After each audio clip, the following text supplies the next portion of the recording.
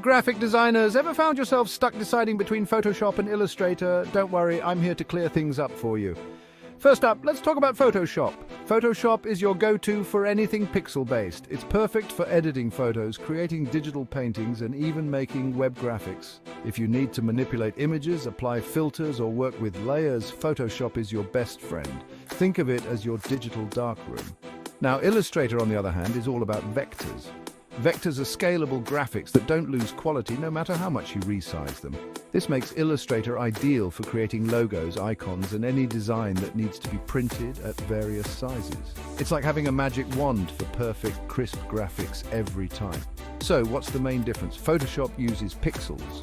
Illustrator uses vectors. Pixels are tiny squares that make up an image, and they can get blurry if you enlarge them too much. Vectors, however, are made of paths defined by mathematical expressions, so they stay sharp and crisp at any size. When should you use Photoshop? If you're working on something that requires detailed image editing, like retouching photos, creating complex digital art, or designing for the web, Photoshop is your go-to.